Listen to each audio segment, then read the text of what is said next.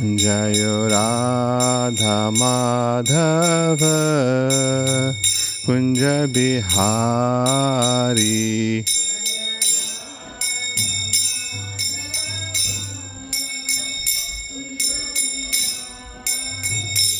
Jaya Gopi Jana Vallabha Girivaradhari.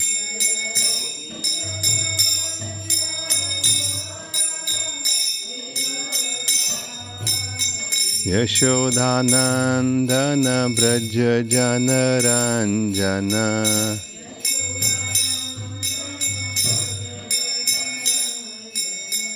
Yashodhanandana Braja Janaranjana.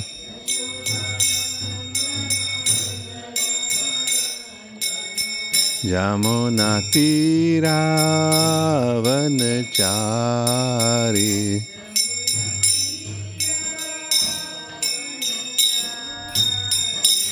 Hare Krishna,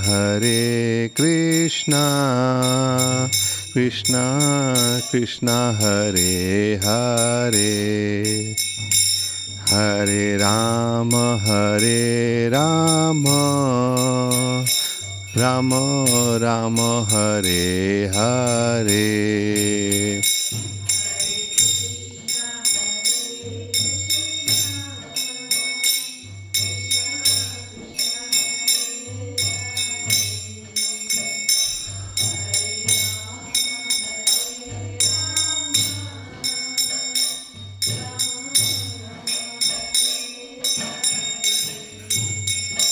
Hare Krishna,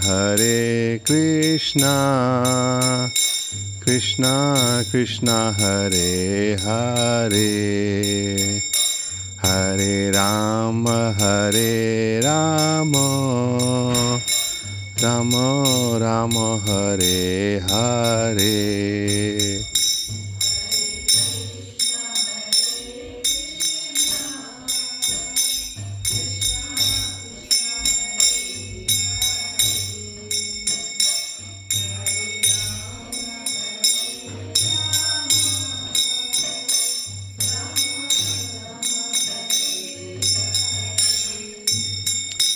Hare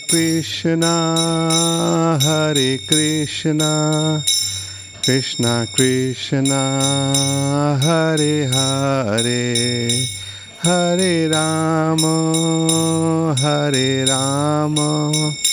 Rama Rama, Hare Hare.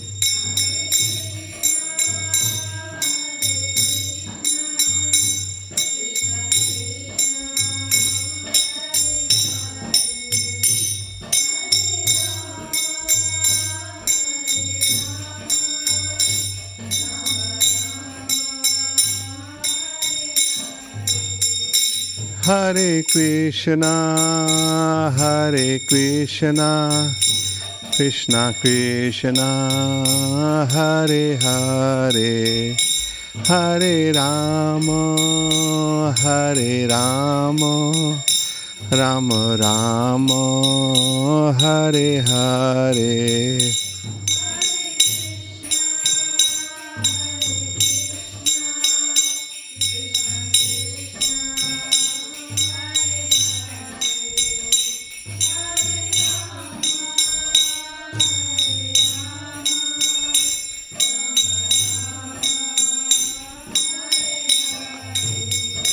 Jayo Radha Gokul Nand, Radha Gokul Nand Radhe.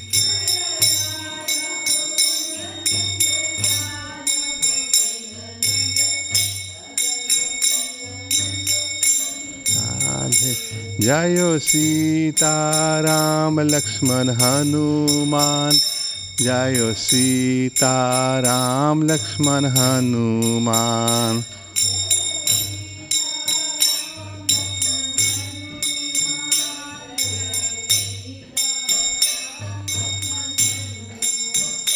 Jayo Gaura Nitai,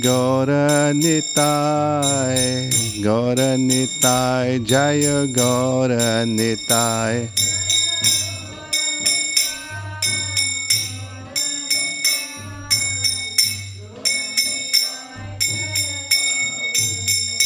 Jaya Jaya Prabhupada, Prabhupada, Prabhupada, Jaya Jaya Prabhupada.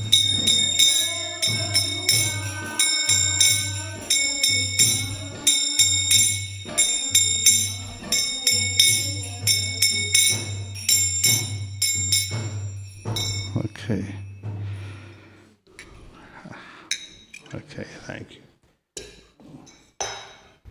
So, Hare Krishna, everyone. Thank you for coming. So, today we are going to be reading from chapter 13, text in 6 and 7, which is up on the screens there.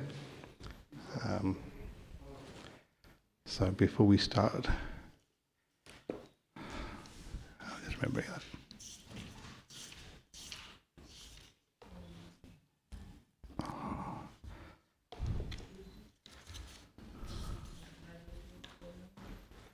I've got it here. That's fine. I'll take this thing off. I can't work with that.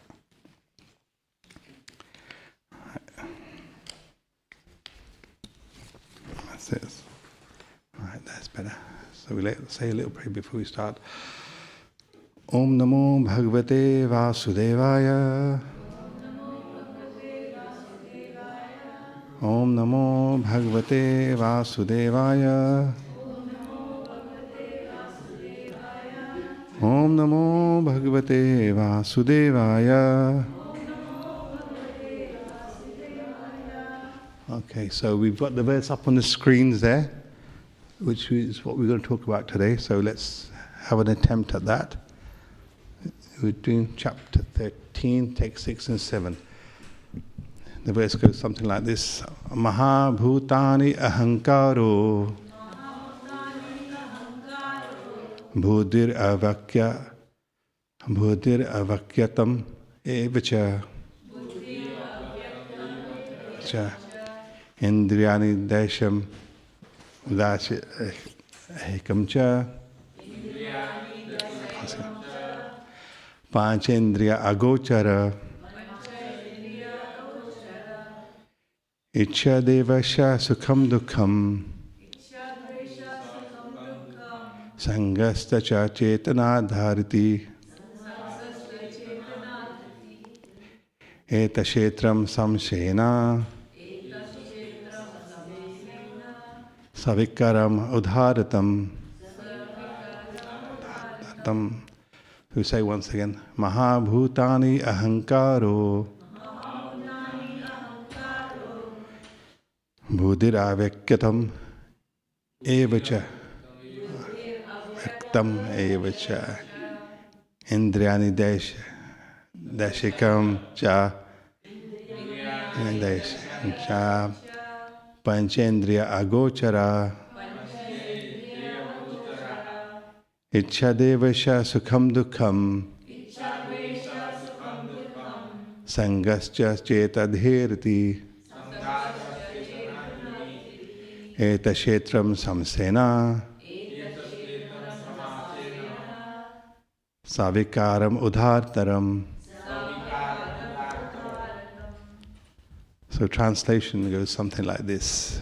Translation by His Divine Grace A.C. Bhaktivedanta Swami Srila Prabhupada ki jai. So the 5 great elements, false ego, intelligence, the unmanifested, the 10 senses, the mind, the 5 sense objects, desire, hatred, happiness, distress and aggregate, the life symptoms, the convictions of all these are considered, in summary, to be in the field of activities and its interaction. So it's quite an interesting verse when you read it, but we'll try and see what we can make of it. So before we start, Namo Jnanati Marindasya Jnananjana Shalakaya Chakshurunviditanyena Tasmai Sri Gurave Namaha. Namo Vishnupadaya Krishnapastaya Bhutle Srimate Bhaktivedanta Swami Namane Namaste Saraswati Devi Gaurvani Pacharani Nirvishesha Shunyavadi Paschitadeshtarani.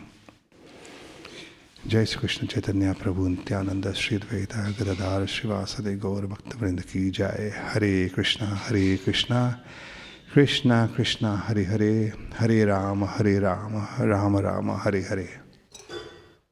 So, as we know, we're almost halfway through the Bhagavad Gita, and we're on chapter 13 now.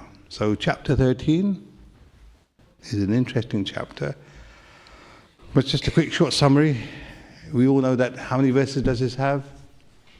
Offhand, roughly? Less than 1,000, more than 500? 700. Yeah, very good. So we've got 700 verses, and it consists of how many chapters? 18. And how many sections? Very good. Unfortunately, I've got no prizes for that, but very good anyway. So I like to say, like when you get a sandwich, so you have two pieces of bread, but the actual bit is the filling is what we all desire for. So in a similar way, the Bhagavad Gita, obviously it's got 3 sections. So the first section is chapters 1 to 6, talks about Karma Yoga, which is all about, Krishna talks about how to work in a specific way. He's saying, renounce everything that you're doing, all your results, as an offering to me. He's not saying give up everything, don't give up what you're doing. What he's trying to say is, whatever work you're doing, but work for me instead. Like, make it into a spiritual offering. Like if you're working, like we all are, 9 to 5 or shift work maybe, whatever we do, but obviously we get something back in return for working. And obviously, some people have the capability, some don't, but you have any kind of small, if whatever you make, whatever your income is, just a small portion of that, you can offer it to the Lord. And there's many various ways that you can do it. Sometimes you can come straight here, offer it on the altar. People bring you fruits, so many things that you can do. But whatever you earn, you sort of bring it for the Lord. And depending on your capacity, obviously, during festival times, they want donations for the dresses and stuff, and also starting in December, just before Christmas, we've got the book marathon. If there's nothing else you can do, maybe sponsor a few books. So your money is going to a good cause, and it's going to good use. So part of your money is going to Krishna service, and that will enlighten, hopefully, many other people. And then you've got, that's talking about Karma Yoga. Then Krishna talks about Bhakti Yoga from chapter 7 till 12. So Bhakti Yoga talks about devotional service. Now we all know there's 9 different processes. Anybody want to take a guess? I'm sure we've got some scholars between here. Yes. Yeah.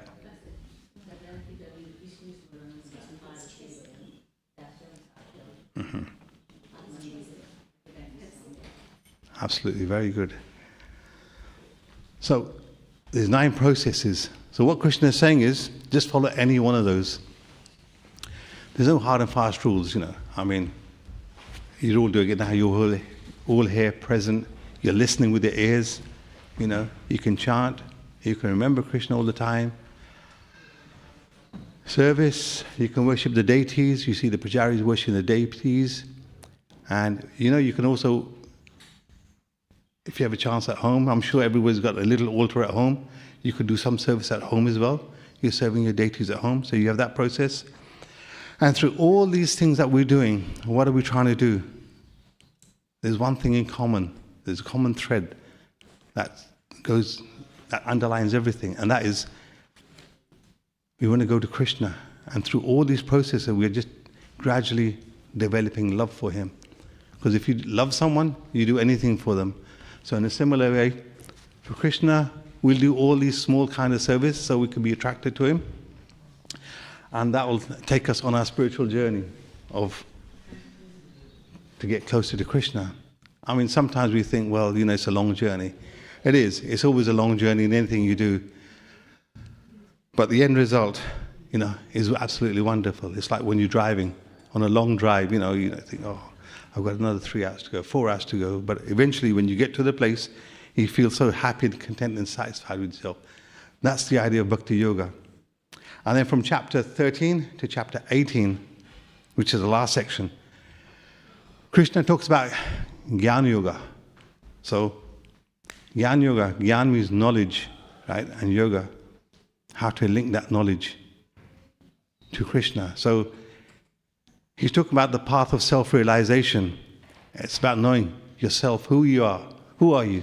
You know, I mean, somebody might ask, who are you? And you just mention a name, but, you know, you're just a name given to this body.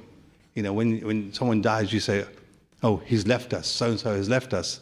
But the person himself is still there. That body is still there. But we associate ourselves with that body.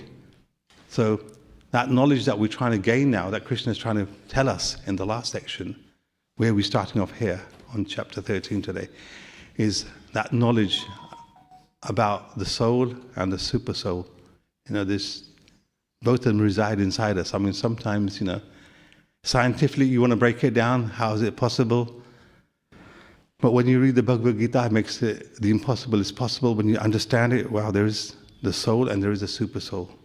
Like we are connected. Like you have the father and the son, or the mother and daughter, they are all connected. Because the daughter belongs to the mother and the son belongs to the father. So they're part and parcel of each other. In a similar way, we are all part and parcel of Krishna. You know, we're minute particles, but we're still particles. You know, it's like if you're a scientist, you know, you say atoms and neutrons and protons, they're small, small things, but they're all part of it. So, Krishna, after talking about bhakti to Arjuna, Krishna discusses how this jnana will actually lead us into bhakti. This knowledge will help us increase our bhakti, our love and desire for Krishna.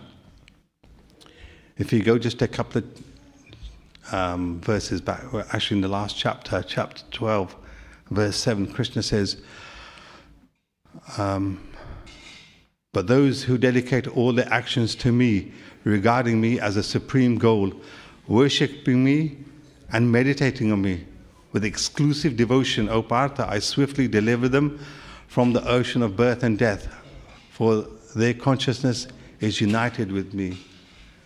So Krishna is actually saying that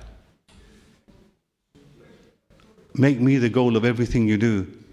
Worship me. I mean, you know, you might get some Bollywood star or some famous, you know, Hollywood person saying, worship me. And people do worship them, but they don't get nothing back in return, you know.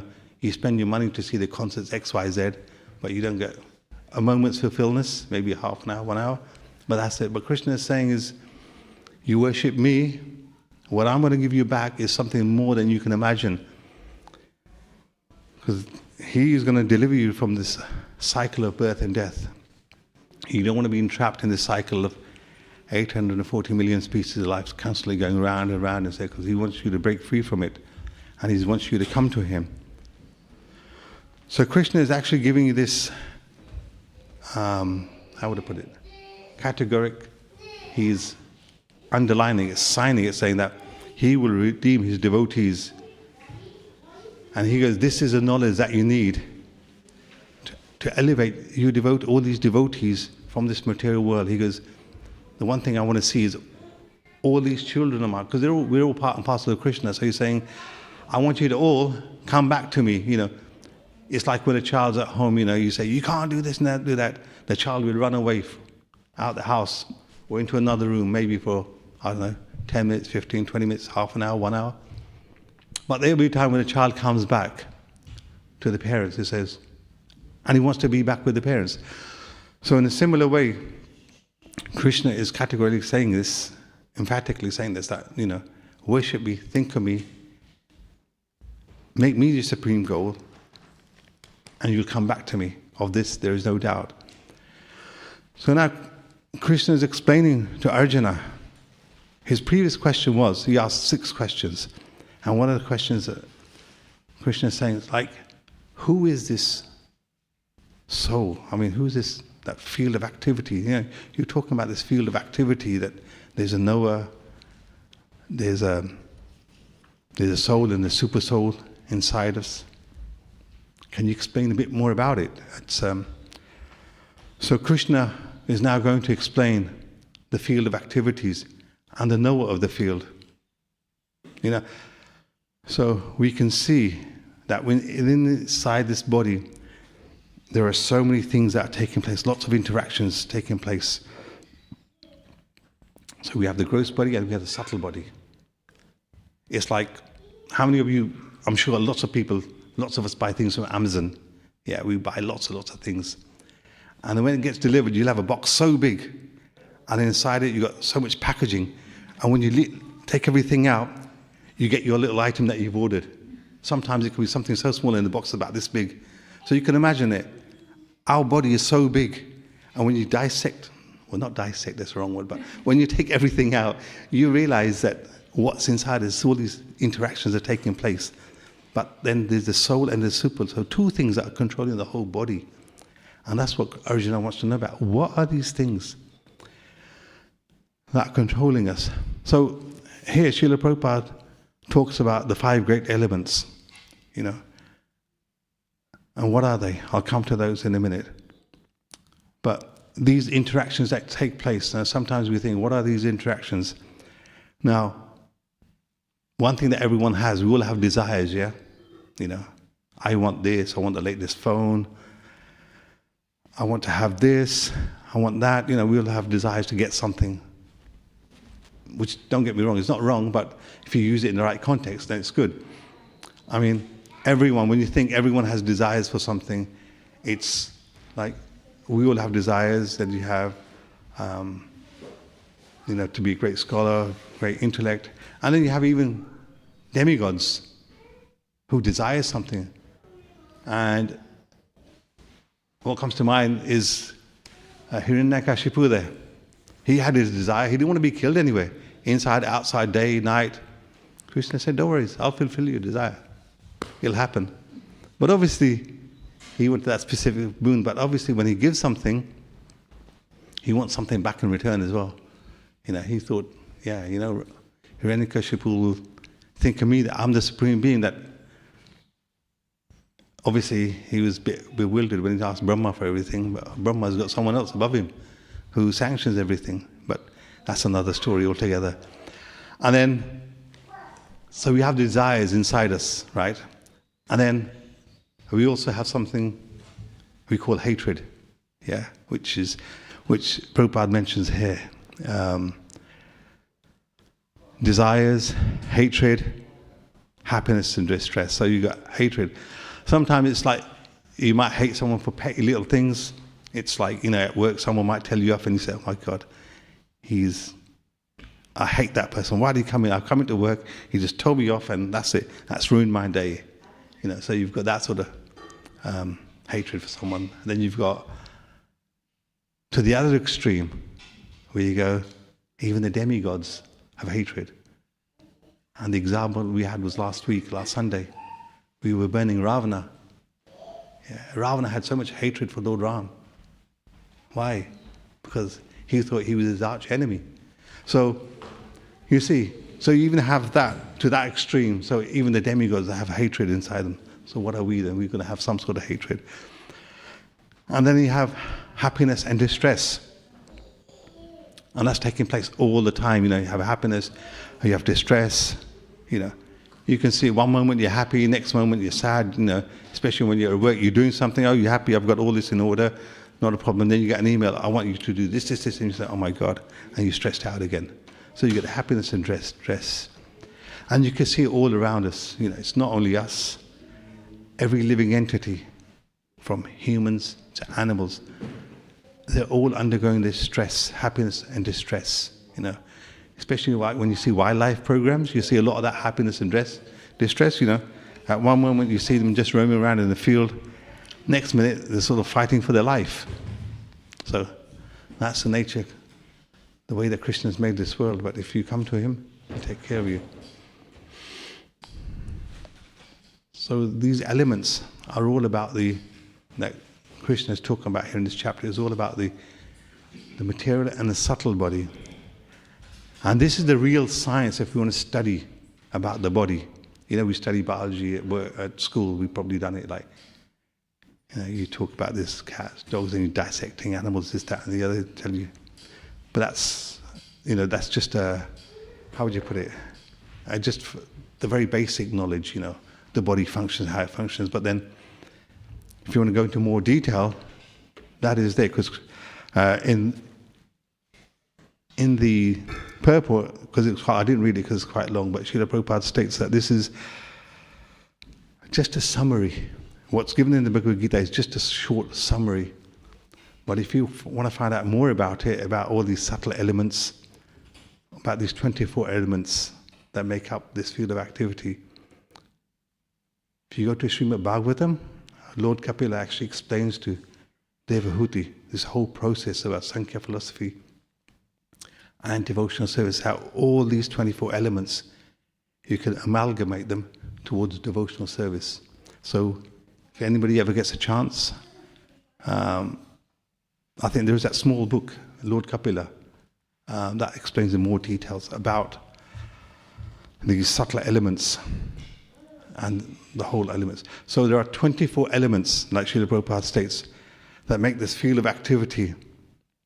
And all these interact with each other in some different proportions, maybe less today. They change by the minute, so you got happiness, desires, hatred, happiness, distress, all happening at the same time, You won't know when it's going to happen and when not to happen. So what Prabhupada is mentioning here is, so we have the 5 main elements called the Mahabhutas, which are earth, fire, water, air, and ether. These 5 things. Everything is made of these 5 elements. Right? And then we have the 3 subtle elements, which is the mind, intelligence, and false ego. And then we have something that he calls the unmanifested state, which are the 3 modes of material nature, goodness, passion, and ignorance. Now, the way to look at it is, we have the 3 primary colors, red, yellow, and blue. Now, when you think of it, that's how we were taught at school, yeah? Out of those 3 colors, you make an umpteen number of combination of colors, yeah? So if you imagine these 3 modes of material nature are like that, from those 3 modes, there's so many combinations that you can see. It's like 3 ropes. When you tie 3 ropes together, you get so many combinations that each rope you can just take out strands and strand out of a rope and just tie it up. So you can see the many possibilities that we have. So when you see 3 by 3, Shri Shri Radha Kukulandan Bhagwan ki, Sita Ram Lakshman Hanuman ki jai, Shri Shri Gaur Nitai ki jai. So when you see these combinations, they multiply. And what happens when they multiply? They create many various illusions for us, and they confuse us. Like, when we say it creates illusions for us, many illusions, it's like our mind doesn't think straight. How many of you have seen those, those virtual reality things you put in your eyes, right? You're actually standing in the place, but you get the illusion that you are somewhere. And I think and it's like you could do many things with that. You're not anywhere outside, but you're just standing there in one place. And you're going here, there, everywhere. It creates an illusion. So in a similar way, this is what it is. We have that illusion that confuses us. I remember once, many, many years ago, we went to Dubai, and they had this where you're standing at the Burj Khalifa, you put these 3D glasses, you just stand there, and you're pretending that you're walking, next minute you're going to jump off. And that's what happened. You think, and your heartbeat goes, everything, but you're actually just standing there. So there's nothing happening, but just your mind, that thing comes into your mind. In a similar way, that's what these 3 modes of material nature are doing to us. That confusion, that illusion, it's all happening to us.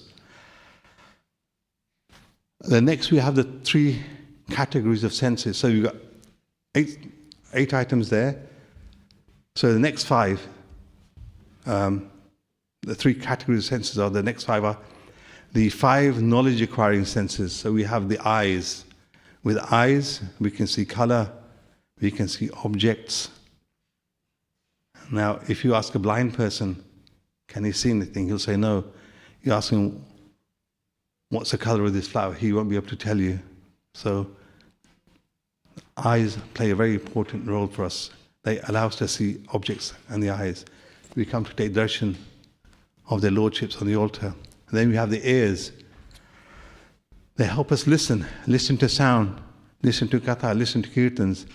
But if you close your eyes, you won't hear nothing. Nothing will come through. Then you have the nose for smell.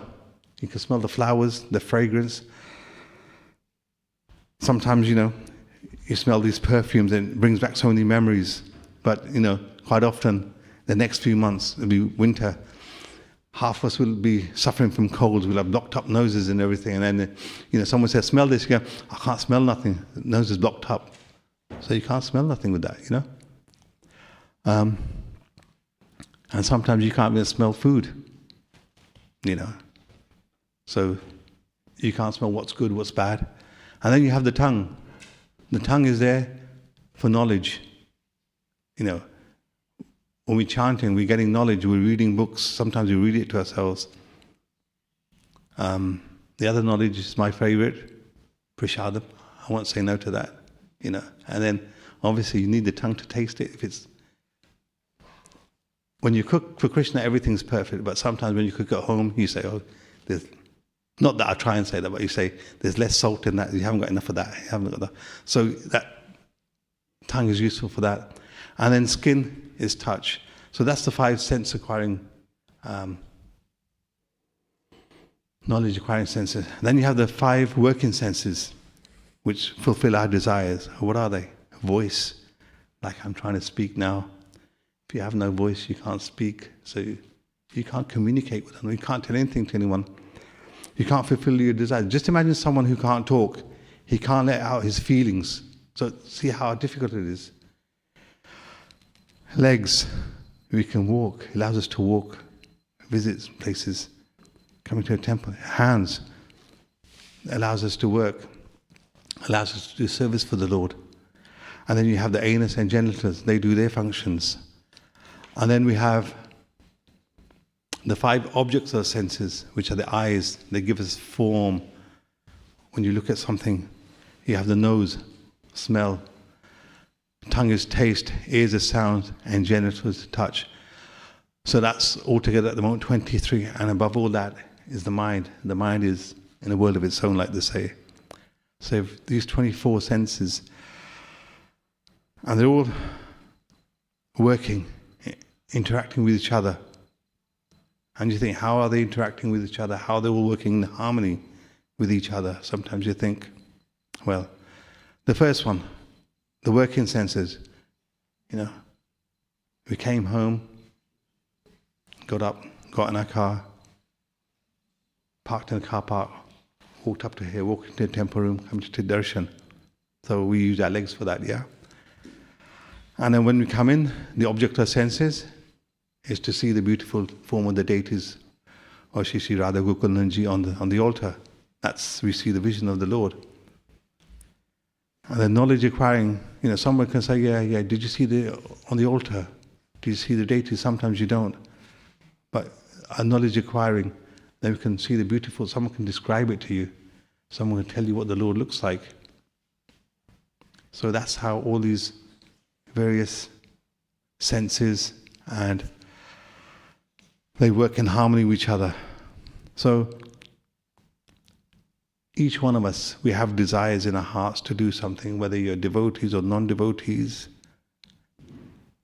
And in this field of activity in the body, it's constantly happening, fighting with each other, Constantly your happiness, distress, hatred, desires, all fighting with each other.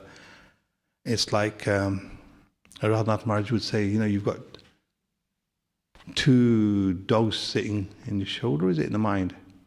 And he goes, there's a constant battle between them. Which one do you feed? The good one or the bad one? If you feed the bad one, you'll have negative thoughts, negative ideas, hatred, everything in your mind. But if you feed the good one, you will think of good things, positive things. Everything to you will be positive. So it depends which side of the mind you feed. Happiness is for everyone. We'll feel good, when someone praises us or someone says some good words about us. Hatred, Sometimes people say, hatred sometimes not only comes from someone else, it even comes from you. Sometimes our mind will think, oh, he's done this to me. I really hate that person. Or somebody else might be thinking bad about you. Then you think, oh, why did he say this about me? I hate that person.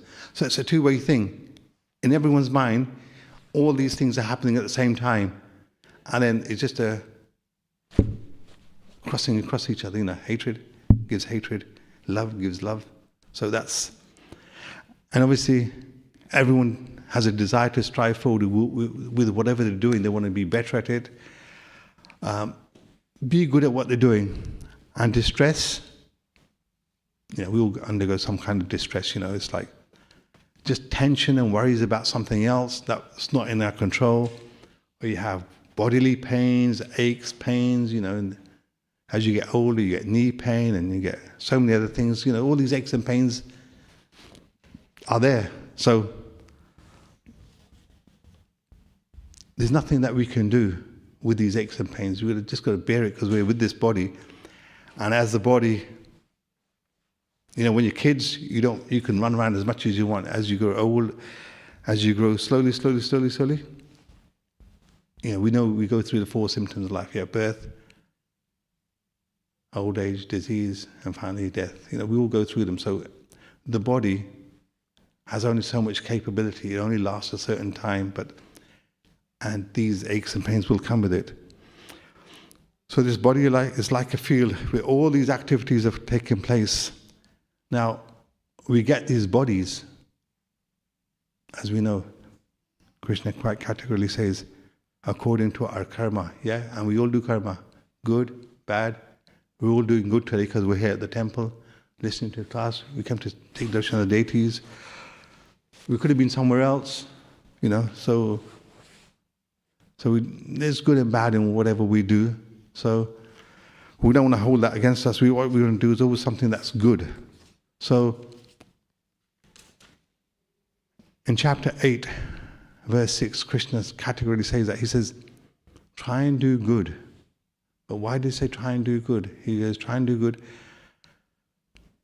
The reason why we come to a temple is we want to have that positive feeling that I want to remember the Lord. I want to do service for the Lord. I want to take up those 9 processes of devotional service.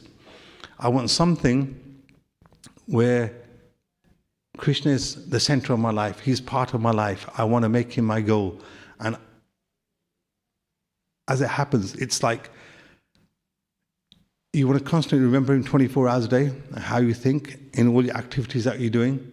Because finally Krishna says, why do we follow these 9 processes? It's because we want to remember him. But why want to remember him? Is because Krishna here states that Yam yam vapi smaran bhavata tachayate ante kalevaram tam evati kontaya sada tada bhava bhavita. Whatever state of being one remembers when he quits his body, O son of Kunti, he will attain that state, he will attain without fail. So that's why we put this emphasis on devotional service, so at the end of life we can remember Krishna. Krishna says,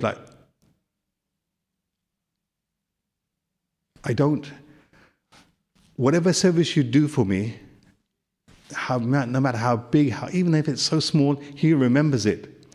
And if you're true to him, if you desire your wishes to be with him, if you think of him at the last moment, he will make all the necessary arrangements to make sure you do remember him. And the thing is, the classic example we can think of that is from the Srimad Bhagavatam. How can one die in a proper state of mind? It's not a good topic that we think, die. No one's actually seen it, but the thing is, but our scriptures tell us this. They tell us it's there. The great example that comes to mind is Maharaj Bharat. Although he was a great personality, he was so much into devotional service, but he got attracted to this deer. And what happened? He got so engrossed with that deer, at the end of life, that's all he thought was about the deer. He forgot about Lord Krishna and everything else. He was so attracted to the deer. But what happened to him when he left his body? Because that thought was in his mind, he came in the body of a deer. So that's an example that we can see. So that's when we say, if one is transcendently absorbed in Krishna's service, his next body will be transcendental, spiritual, not material. Therefore, that's why we always give this emphasis that if there's nothing else you can do, there's one thing that you can do, and that's all we can all chant. And we can all chant is Hare Krishna, Krishna Krishna, Hare Hare, Hare Ram, Ram Ram, Hare Hare. And this is the best process for, successfully changing one state of being at the end of one's life. Because once you practice it, it doesn't matter where you are, whether you're driving, whether you're sitting, whether you're anywhere, you can just carry on chanting this. There's no hard and fast rules. Because you're constantly thinking of Krishna. You're at work, you could just, in the back of your mind, chant, when you get a few. It's there, because you're constantly thinking of the Lord.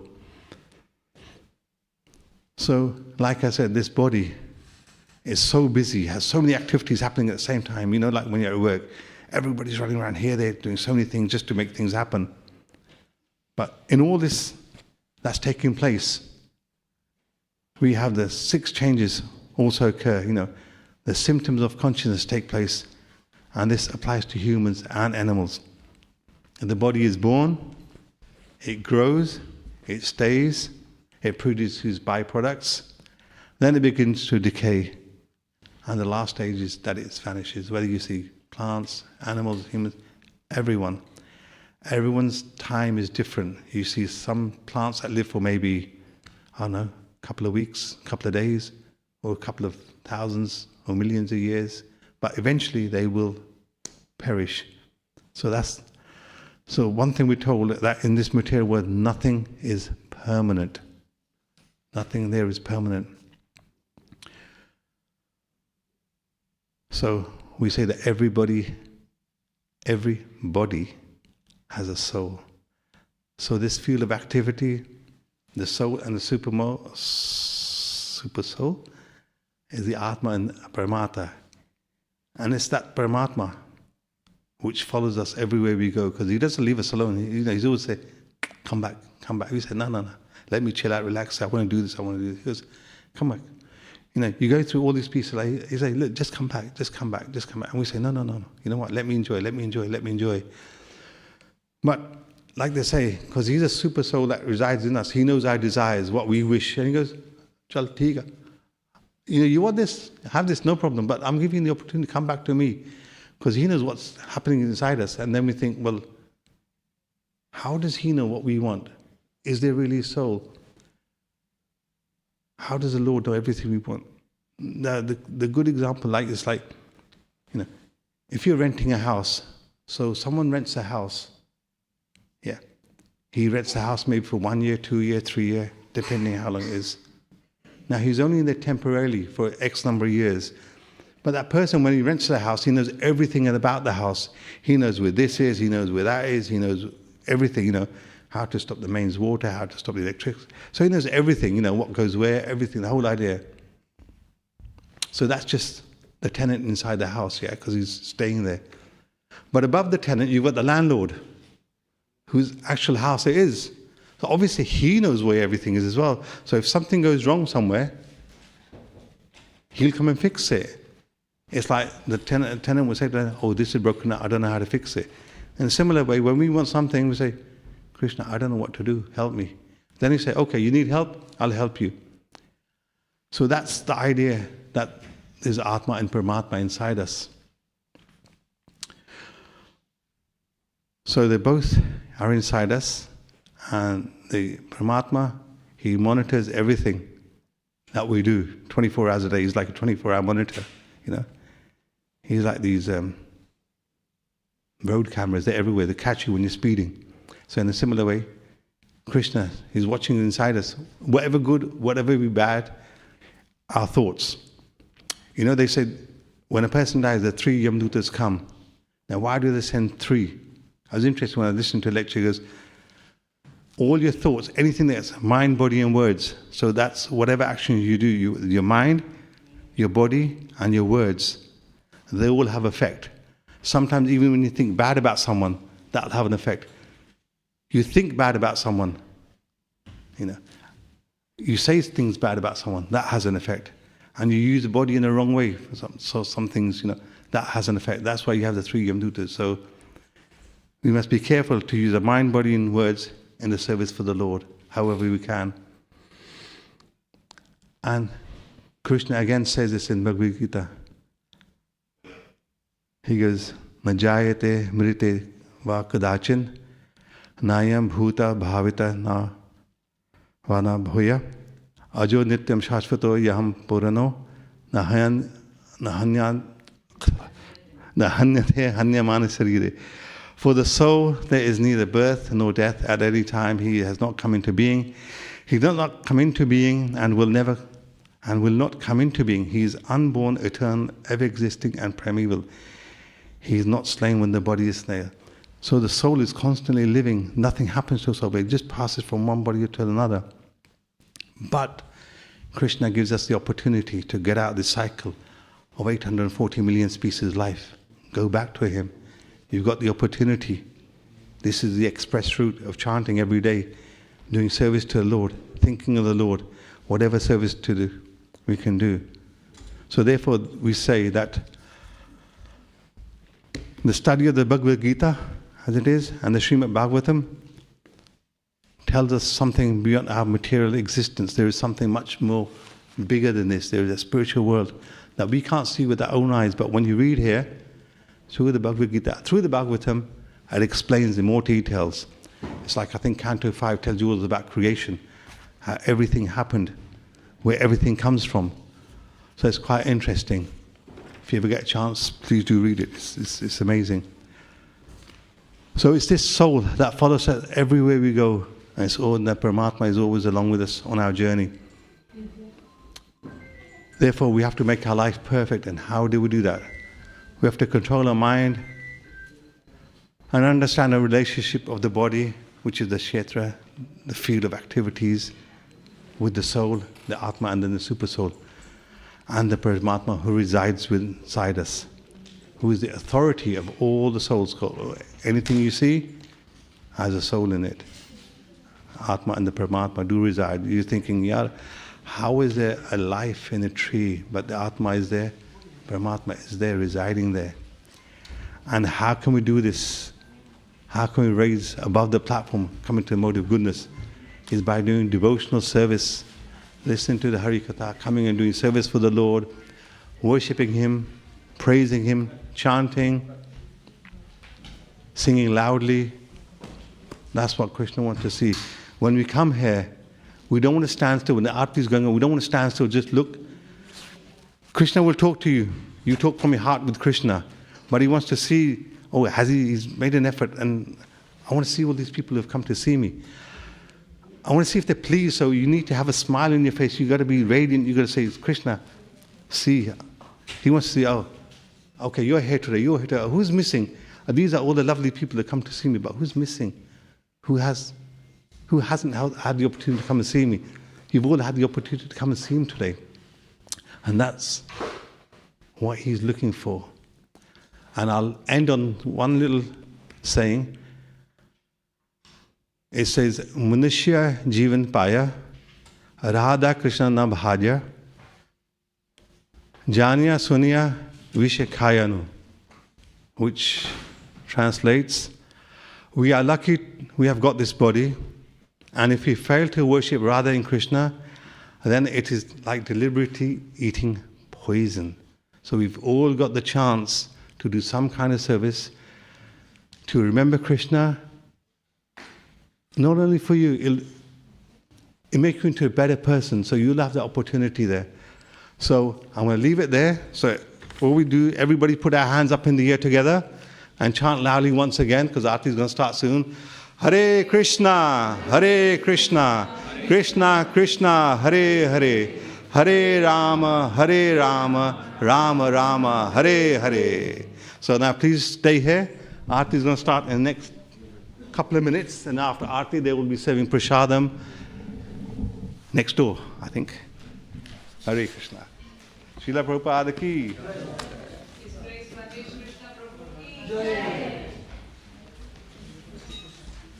Thank you.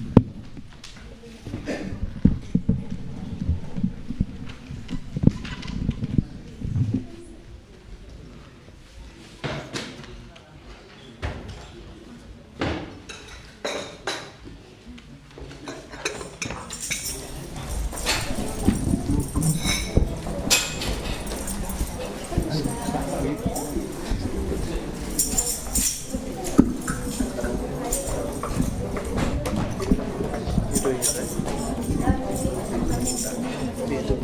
do. Please. You doing it?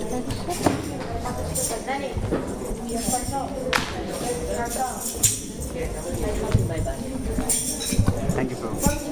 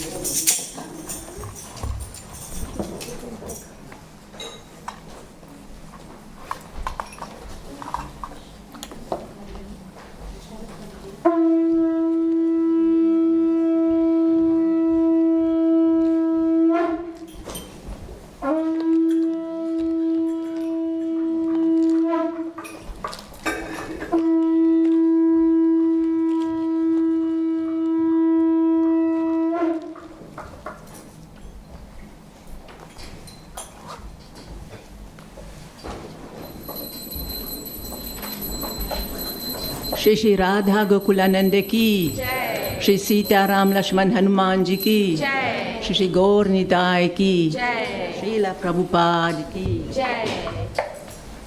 जय राधा गोकुलानंद, राधा गोकुलानंद, राधा गोकुलानंद श्री राधे।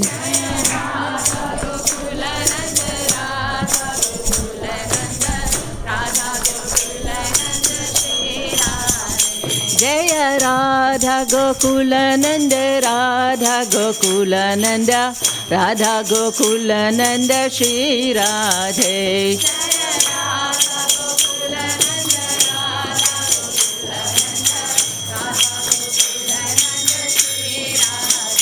जय सीताराम लक्ष्मण हनुमान, जय सीताराम लक्ष्मण हनुमान।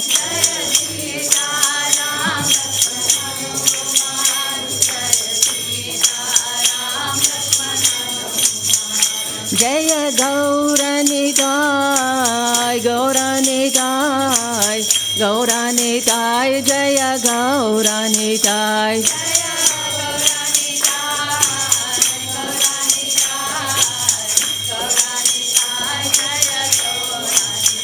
जय जय प्रभुपाद, प्रभुपाद, प्रभुपाद, जय जय प्रभुपाद।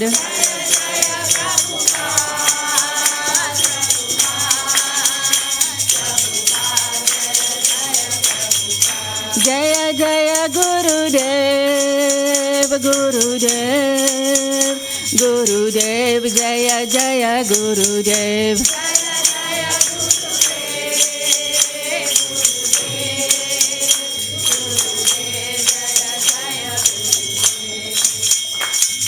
जय जय गौरचांदे, आरती को शोभा।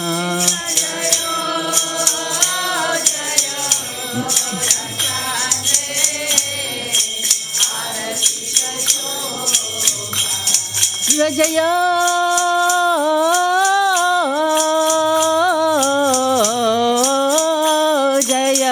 गौरचांदे, आरती को शोभा।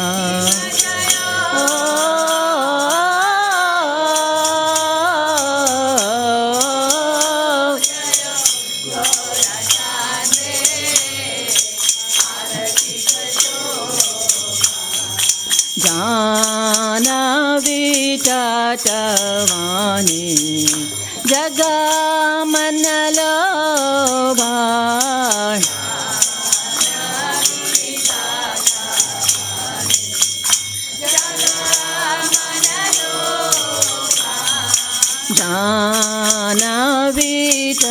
जानवितटवानि जगमनलोभा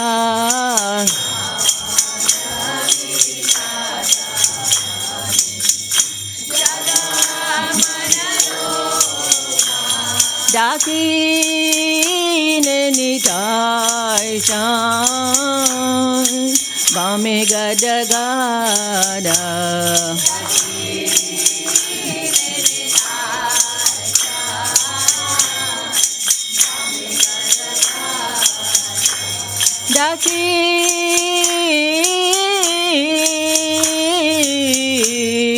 Dakine nitai chan Bame gada gada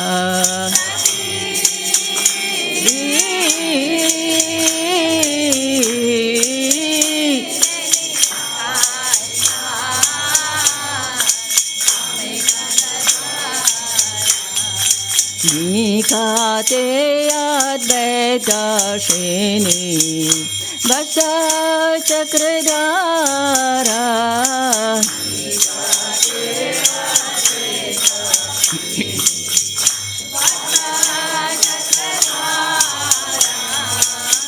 Nikate advaita sheni Vasa chakradara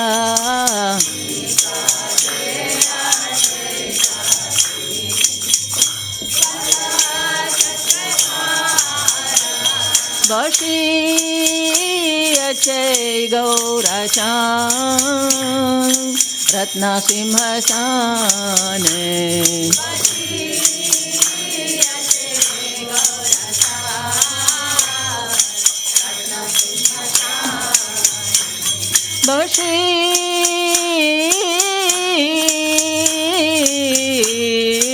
Vashi achay gaurachan Ratna simhasane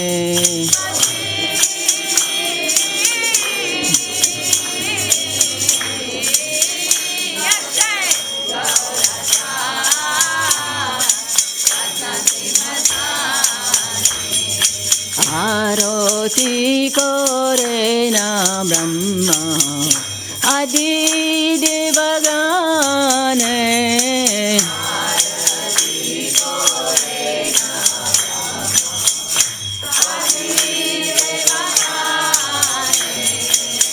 Aroti korena Brahma Adi devagane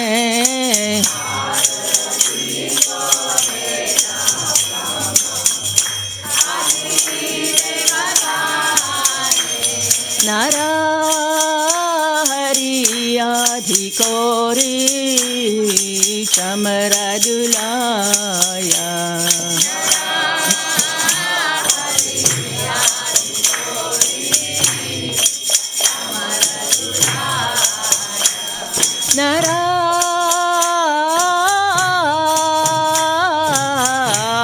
Narahari adhikori chamaradulaya